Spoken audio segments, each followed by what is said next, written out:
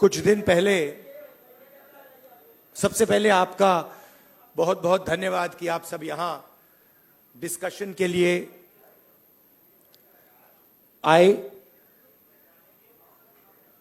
मेरी बात सुनने आए। इसके लिए आपको पहले ही मैं धन्यवाद करना चाहता हूं।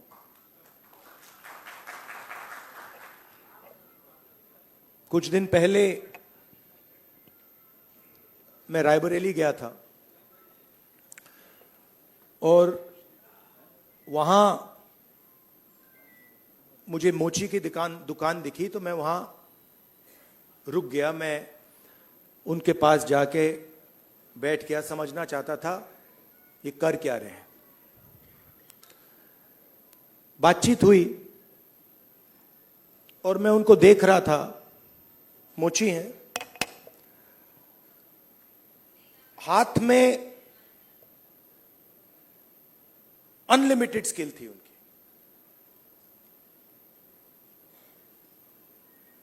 मतलब 30-40 साल का एक्सपीरियंस था। मैंने वो जूता लिया, मैंने बनाने की कोशिश की, वो मतलब सवाल ही नहीं उठता। मतलब मुझे 1-2 साल लग जाएंगे मतलब शुरू करने में। बातचीत हुई, मैंने पूछा क्या हो रहा है, कैसे चल रहा है। उन्होंने कहा ये जो मेरा बेटा है ये पहले मेरे साथ काम करता था, अब नहीं करता है, ये भाग गया, चला गया। तो मैंने कहा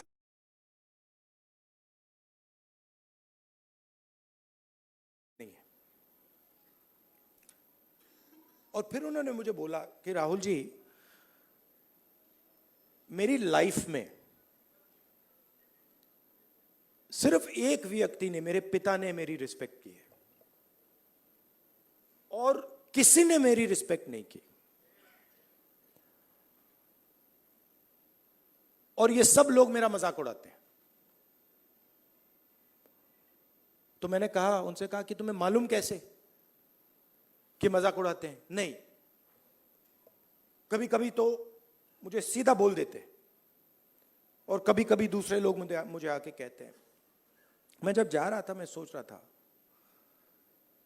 इतना हुनर है, इतनी स्किल है और किसी से इनको इज्जत नहीं मिल रही। और ऐसे हजारों लोग हैं। और ये हिंदुस्तान में हर रोज हो रहा है। इस देश में हुनर की इज्जत है ही नहीं। जिसके पास स्किल है, जिसके पास हुनर है, जो काम करना जानता है, उसकी इज्जत है ही नहीं। रियलिटी है ये देश की।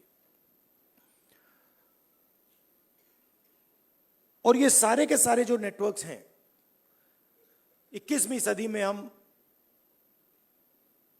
इसको नेटवर्क कह सकते हैं। चाहे ये बढ़इयों का नेटवर्क हो, मोचियों का नेटवर्क हो, धोबियों का नेटवर्क हो, इन सब में बहुत गहरी स्किल छुपी हुई है। हाथ मिलाने से पता लग जाता है।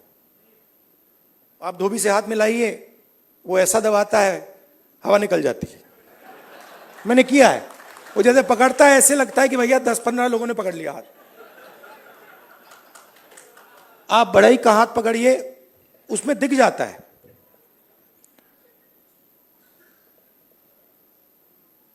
और फिर मैंने मोची भाई से बात की और मैं जो सिस्टम में काम करते हैं उनसे भी बात करता हूं, तो मुझे अंदर से दिखता है, बाहर से भी दिखता है। तो फिर जब मैं उनके साथ बैठा था, मुझे एक बात याद आई। यूपीए की सरकार थी और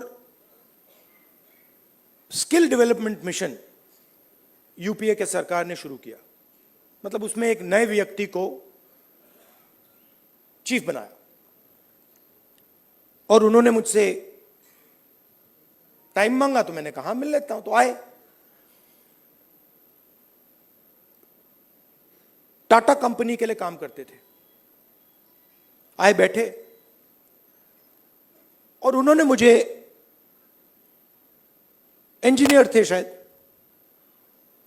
उन्होंने मुझे हिंदुस्तान की जो स्किल डेवलपमेंट है उसके बारे में उन्होंने बोला। मैं सुना, आधा घंटा बोले कि हम आईटीआई बनाएंगे, आईटीआई में लोगों को ट्रेनर बनाएंगे, ये पूरा उन्होंने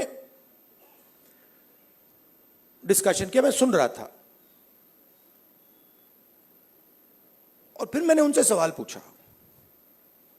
मैंने कहा देखिए, आप आईटीआई में ट्रेनर लाते हो, वो बढ़ई को कारपेंट्री सिखाता है, प्लम्बर बनाता है, मगर आपने एक बात कभी सोची? कहते हैं क्या? कि आप कह रहे हो स्किल डेवलपमेंट, मगर हिंदुस्तान में स्किल की तो कोई कमी नहीं है। मतलब आप आईटीआई में बढ़ई तैयार कर रहे हो, मगर हिंदुस्तान में लाखों पर बढ़ई हैं, उनसे आप क्यों नहीं ट्रेनिंग कराते?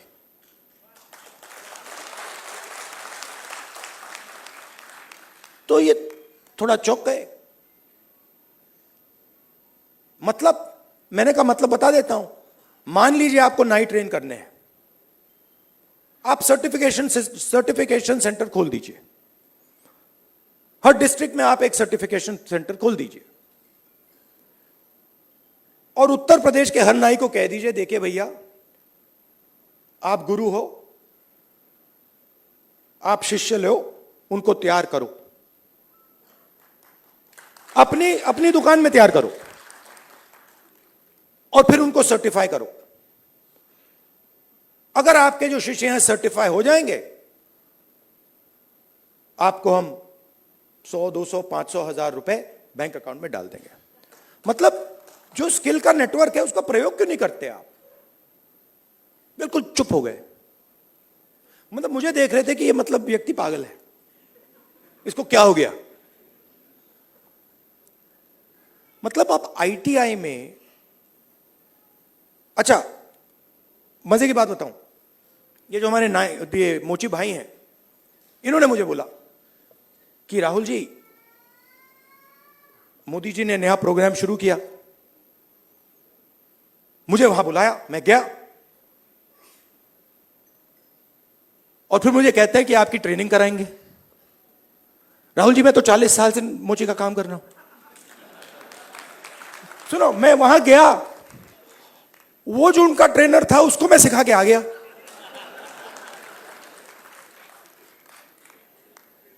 तो बात क्या है, चाहे नाई हो, बढ़ई हो, प्लम्बर हो, धोबी हो, मोची हो, किसान हो, नॉलेज इनके हाथ में है,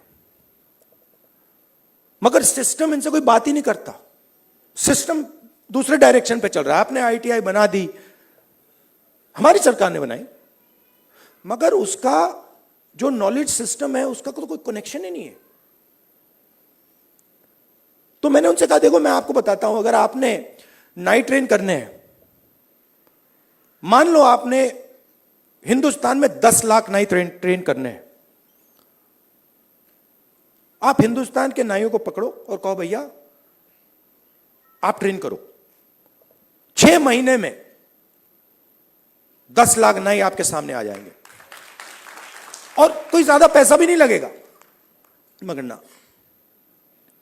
तो हो क्या रहा है,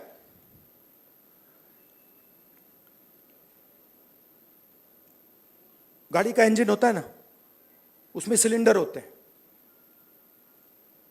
मोटरसाइकिल में कभी 1 सिलेंडर होता है, 2 सिलेंडर की होती है, ट्रक 8 सिलेंडर की, 10 सिलेंडर की होती है।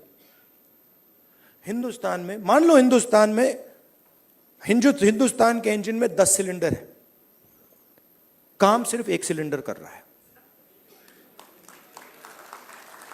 मतलब 90% लोग बाहर बैठे हुए हैं और देख रहे हैं, और उनकी सिस्टम में कोई भागीदारी नहीं।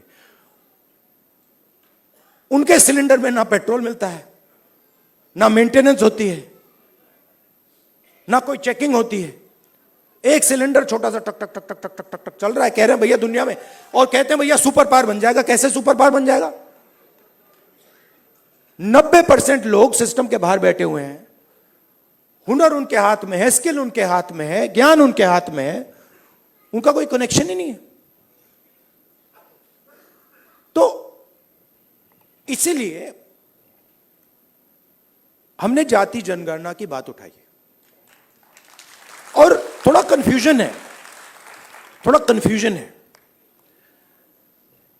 देखिए बीजेपी के लोग कह रहे हैं कि भैया देखो हम जाति जनगणना करेंगे, उसमें ओबीसी का सेक्शन दे देंगे। जाति जनगणना सबसे पहले सिर्फ वहां ओबीसी लिखना का कोई मतलब नहीं है। अलग अलग अलग कम्युनिटीज हैं, हम हर कम्युनिटी की लिस्ट चाहते हैं, पहली बात। दूसरी बात, हमारे लिए यह सिर्फ सेंसस नहीं है, हमारे लिए यह पॉलिसी मेकिंग का फाउंडेशन है, मतलब नींव है। और हम सिर्फ जाति जनगणना की बात नहीं कर रहे हैं, मैं यहां क्लियरली कहना चाहता हूं, जाति जनगणना से सिर्फ आबादी पता लगेगी, वो बहुत जरूरी कदम है,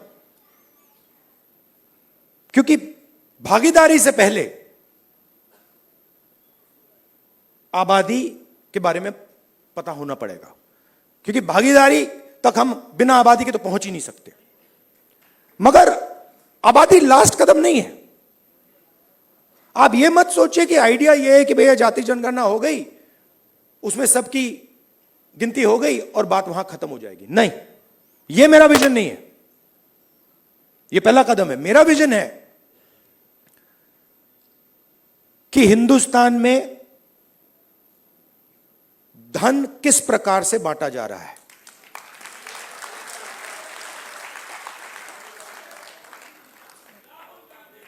ओबीसी के हाथ में कितना है, दलितों के हाथ में कितना है, मजदूरों के हाथ में कितना है, पहली बात। दूसरी बात, हिंदुस्तान के जो इंस्टीट्यूशंस हैं, ब्यूरोक्रेसी हो, जुडिशरी हो, मीडिया हो, इसमें इन लोगों की कितनी भागीदारी है? मतलब हम यह समझना चाहते हैं कि कॉन्स्टिट्यूशन ने कहा था कि एक व्यक्ति को एक वोट मिलेगा, मतलब सारे के सारे हिंदुस्तान के जो सिटीजन्स हैं वो समान है, एक समान है, एक जैसे हैं। तो हम ये पूछ रहे हैं कि अब 70 साल हो गए, कॉन्स्टिट्यूशन हमारे सामने है, इसका समाज पर इफेक्ट पड़ा है, हां या ना? और कितना पड़ा है?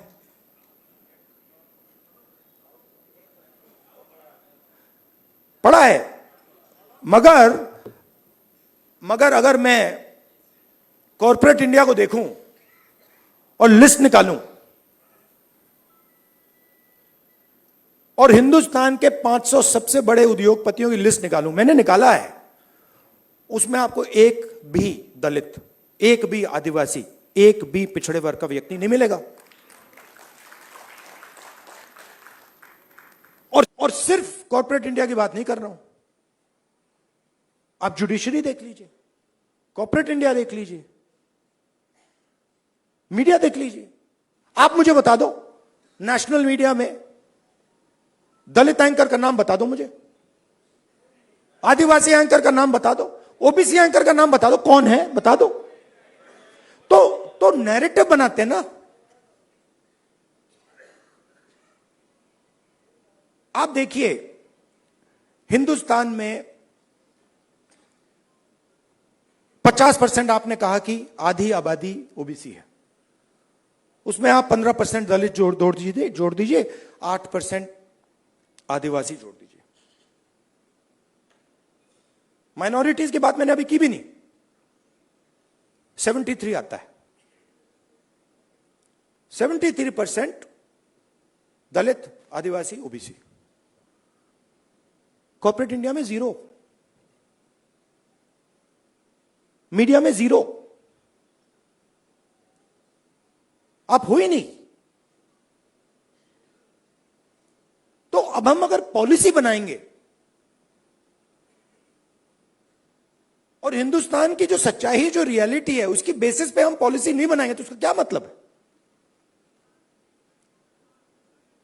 तो मैं आपसे यह कहना चाहता था कि जाति जनगणना हमारे लिए सिर्फ गिनती नहीं है, जाति जनगणना हमारे लिए पॉलिसी फ्रेमवर्क है और एक प्रकार से हमारा गाइड। जैसे कॉन्स्टिट्यूशन हमारा एक गाइड है जिसपे ये लोग रोज आक्रमण कर रहे हैं, जाति जनगणना, सोशो इकोनॉमिक सर्वे, इंस्टीट्यूशनल सर्वे, ये हमारा दूसरा गाइड होगा।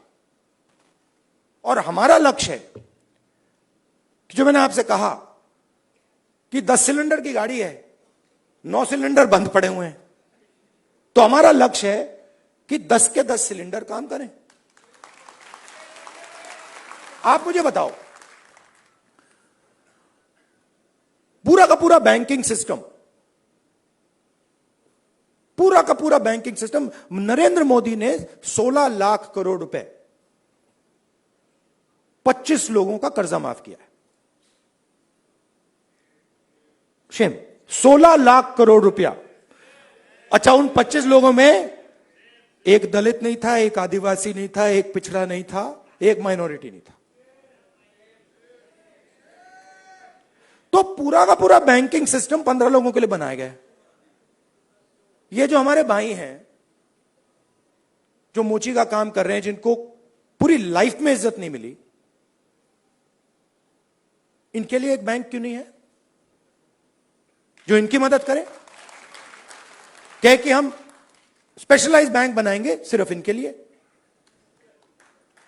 तो पॉलिसी मेकिंग फ्रेमवर्क का यह मतलब है, हमारा काम हिंदुस्तान की 100% आबादी की मदद करने का है। हमारा काम 5%, 10% आबादी की मदद करने का नहीं है। वो सरकार का काम हो ही नहीं सकता। और उसके लिए हमें इंफॉर्मेशन चाहिए। 21वीं सदी है, हमें डेटा चाहिए। डेटा है ही नहीं। आप नोट कीजिए, मैंने 2 चीजें कही हैं।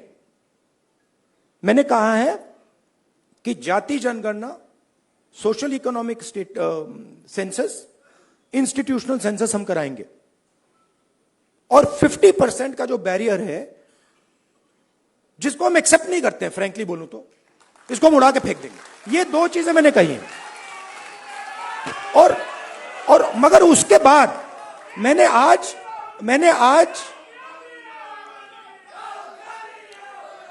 तक, सुनिए, आज तक उसके बाद हम क्या करेंगे मैंने नहीं बोला है, क्योंकि पहले मैं चाहता हूं कि हमारे सामने डेटा हो कि भैया इतने दलित हैं, हिंदुस्तान के इंस्टीट्यूशन में उनकी इतनी भागीदारी है। रिजर्वेशन की बात होती है मगर चांस नहीं मिलता। सच्चाई है, सब जानते हैं। उल्टा हो जाता है, लैटरल एंट्री हो जाती है। लैटरल एंट्री हो जाती है। मैं आपको गारंटी देता हूं, लैटरल एंट्री में आपको 90% का कोई नहीं मिलने वाला। एक साइड आपको लैटरल एंट्री से मारते हैं, दूसरे साइड कॉन्ट्रैक्टर।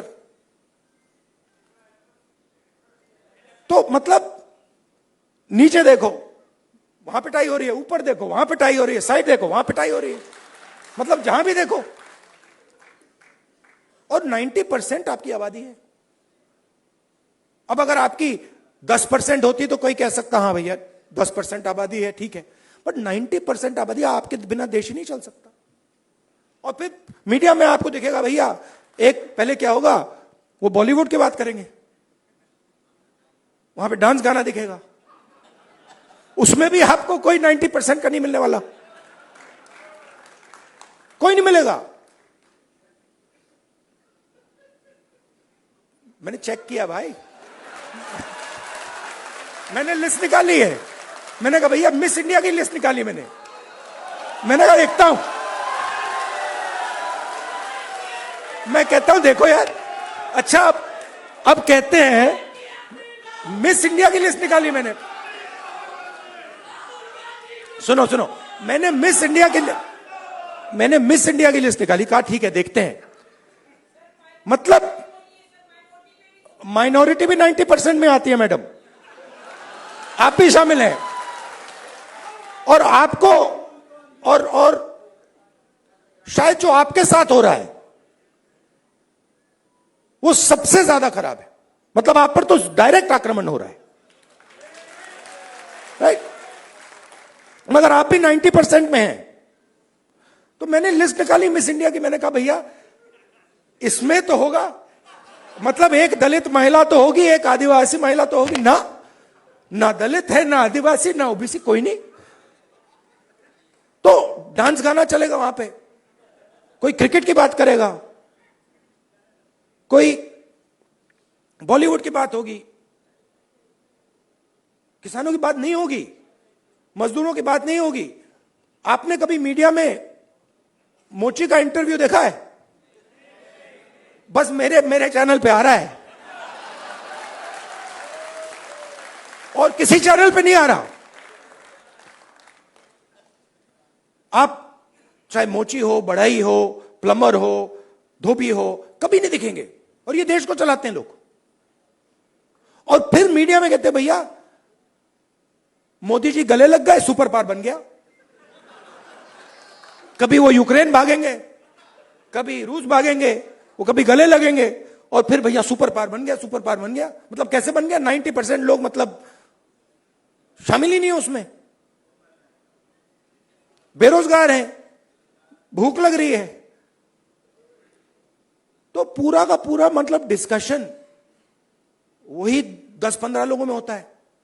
वही एंकर हैं, वही एक्सपर्ट हैं, वो 5-6 लोग हैं, वही बात बोलते रहते हैं एक दूसरे से, और बाकी हिंदुस्तान देखता रहता है। इसलिए ऐसे डिस्कशन बहुत जरूरी है कि भाई 90% क्या सोच रहा है, क्या हो रहा है, क्या इश्यूज हैं, क्या मुद्दे हैं। अच्छा, आप एक और बात नोट कीजिए, किसी की टांग टूटती है, वो कहता है भैया मैं अस्पताल में जाके एक्सरे करना चाहता हूं। कभी कोई उससे कहता है नहीं करो एक्सरे? कभी नहीं, कोई नहीं कहेगा ना कि भैया एक्सरे मत करो। वो चिल्ला रहा है कि भैया मेरी टांग टूटी है, लोग कह रहे नहीं एक्सरे मत करो। नहीं, बट यहां ये हो रहा है, मैं कह रहा हूं जाति जनगणना करना है, एक्सरे करना है, सारी मीडिया वाले कह रहे हैं नहीं करना है। क्यों नहीं करना है? मतलब हमने उसके बाद एक शब्द नहीं बोला क्या करेंगे, हमने सिर्फ यह बोला कि भैया हमें डेटा चाहिए। दलित कितने हैं, आदिवासी कितने हैं, माइनॉरिटीज कितने हैं, जनरल कास्ट के लोग कितने हैं, गरीब जनरल कास्ट के लोग कितने हैं, और कौन सी संस्थाओं में बैठे हैं, बिजनेस में कितने हैं, बॉलीवुड में कितने हैं, मिस इंडिया में कितने हैं। बस हम पता लगाना चाह रहे हैं। सारे के सारे मीडिया वाले, मोदी जी कहते हैं नहीं भैया पता नहीं लगाओ, देश को बांट रहे हो। भाई 90% की हम बात कर रहे हैं, आप कह रहे हो देश को बांट रहे हैं। कैसे देश को बांट रहे हैं? मतलब हम सिर्फ ये कह रहे हैं कि भैया 90% लोगों के पास भागीदारी है, हां या ना, चेक करो। कहते हैं नहीं देश को बांट रहे हो। तो जो भी संस्थाएं हैं, इलेक्शन कमीशन हो, मीडिया हो, फ्री मीडिया हो, जुडिशरी हो, ये सारी की सारी संस्थाएं कहां से आई? ये इधर से आई। आप इसको मिटा दो तो हिंदुस्तान में एक संस्था नहीं बचेगी। कोई इलेक्शन कमीशन नहीं बचेगा, कोई रिजर्वेशन नहीं बचेगा। जो आपने कहा कि कॉन्स्टिट्यूशन से फायदा मिला, वो 5-10 साल में सब खत्म हो जाएगा। तो जाति जनगणना जो है वो इसको मजबूत करने का काम है। ये आप समझिए, कॉन्स्टिट्यूशन की रक्षा हम कर रहे हैं जाति जनगणना के थ्रू। क्यों? क्योंकि इसको 10% ने नहीं बनाया है, इसको 100% ने बनाया है। और मैं यह भी कहना चाहूंगा कि इसकी सबसे ज्यादा रक्षा आप लोग करते हो। इसकी रक्षा गरीब करते हैं, किसान करते हैं, मजदूर करते हैं, दलित, आदिवासी, पिछड़े लोग, गरीब, जनरल कास्ट के लोग इसकी रक्षा ये करते हैं। अदानी जी इसकी रक्षा नहीं करते।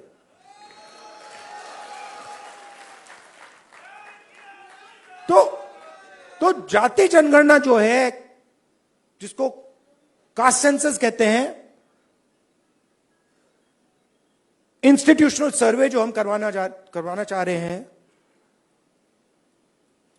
इकोनॉमिक सोशल सर्वे जो हम कराना चाह रहे हैं, वो सब इसकी रक्षा है।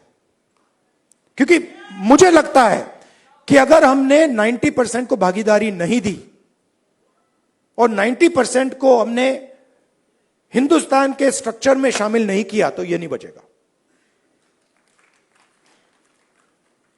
तो इसीलिए यह पैरेलल ट्रैक है।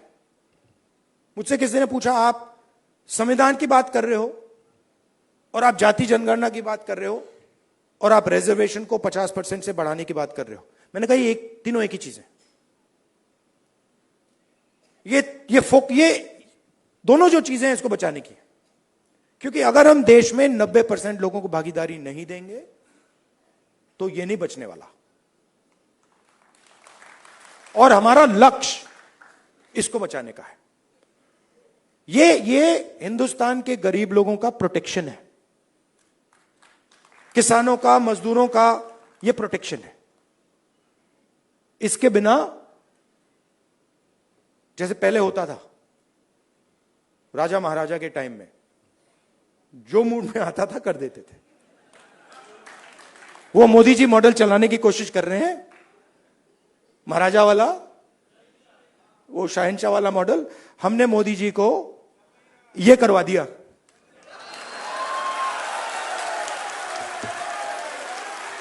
आप अपने आप को नॉन बायोलॉजिकल समझते हो।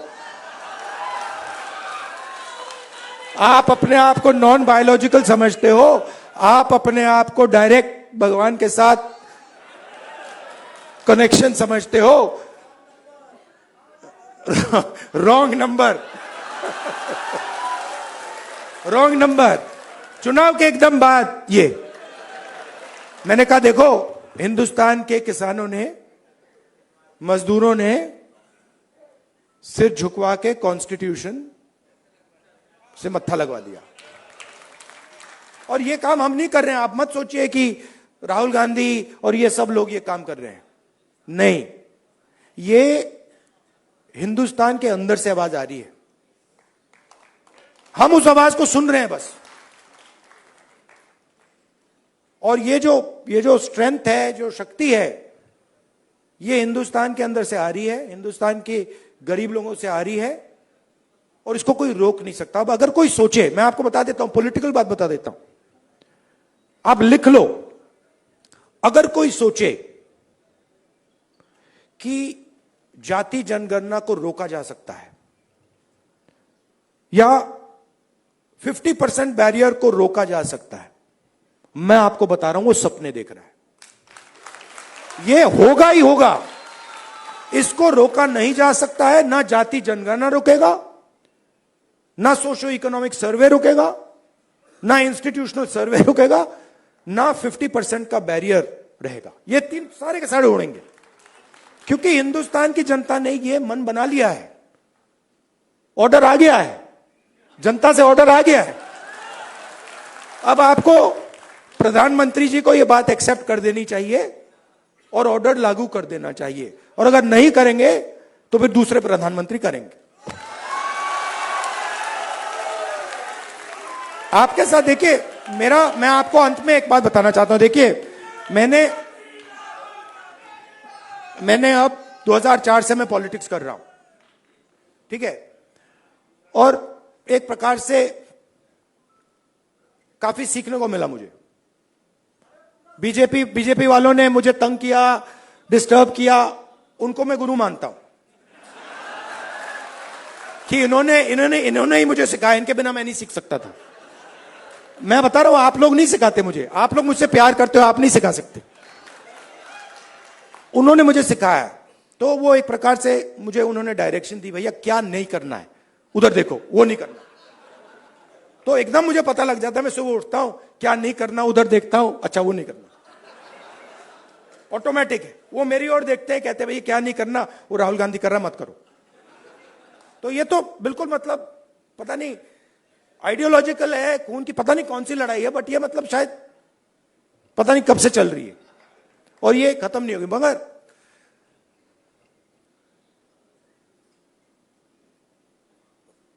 हर राजनेता के लाइफ में, हर में नहीं मगर जो सीरियस राजनेता होते हैं उनकी लाइफ में कभी कभी राजनीति से आगे चीज बढ़ जाती है। मैं जाति जनगणना राजनीति के लिए नहीं कर रहा हूं, ये आप मत सोचिए, मुझे इसमें इंटरेस्ट नहीं है। मैं पता है क्यों कर रहा हूं, क्योंकि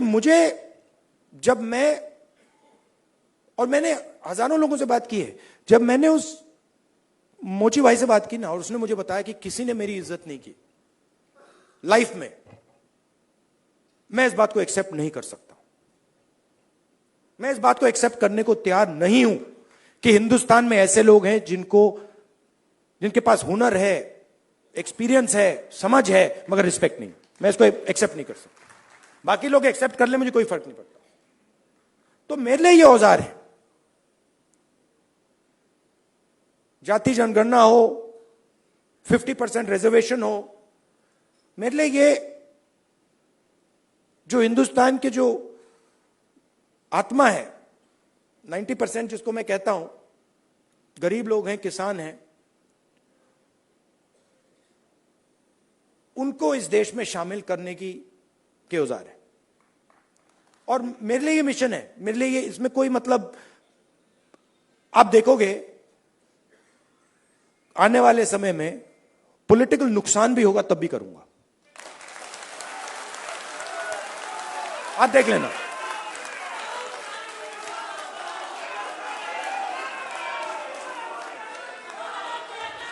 तो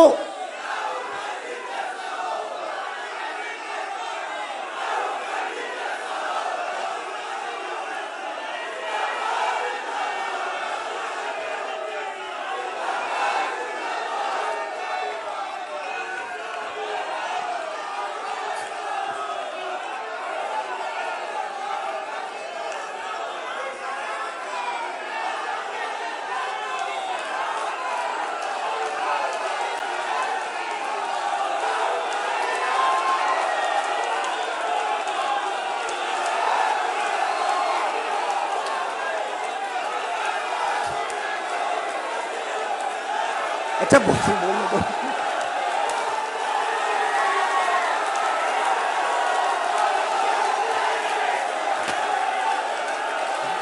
बोलने तो दीजिए।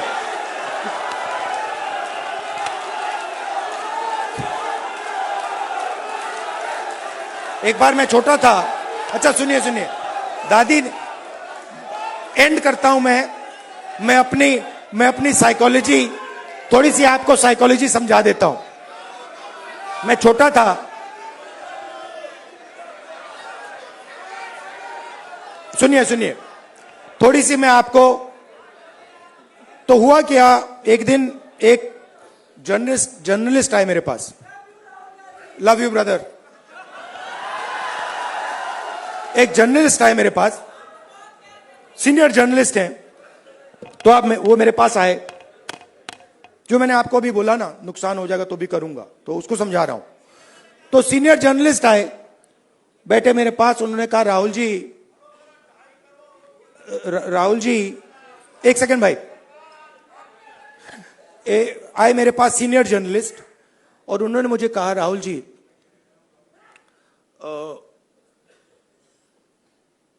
मैं पाकिस्तान के नेता थे, पता नहीं मुशर्रफ थे या नवाज शरीफ थे, मैं उनको बहुत अच्छी तरह जानता हूं। उन्होंने मुझे कहा, तो मैंने कहा, तो उन्होंने कहा कि मैं उनसे जाके मिला और मैंने उनसे कहा कि देखिए, अगर आपने हिंदुस्तान और पाकिस्तान के बीच में पीस करवा दी तो बहुत अच्छा होगा। तो फिर उस व्यक्ति ने, पता नहीं मुशर्रफ था या कौन था, मुशर्रफ ने कहा क्यों? और जर्नलिस्ट ने कहा कि क्योंकि अगर आप हिंदुस्तान और पाकिस्तान के बीच में पीस करा दोगे तो सदियों के लिए लोग आपका नाम याद रखेंगे। लॉजिक ये थी। मैं सुन रहा था, मुझे बता रहे थे, मतलब कि आपको नाम याद रखवाने के लिए काम करना चाहिए। मतलब मैं सोच रहा था, और जैसे मैं सोच रहा था, सुन रहा था उनकी बात, मुझे एक बात और याद आई। यही सवाल मैंने दादी से पूछा था जब मैं छोटा था। मैं दादी के पास गया, मैंने कहा दादी,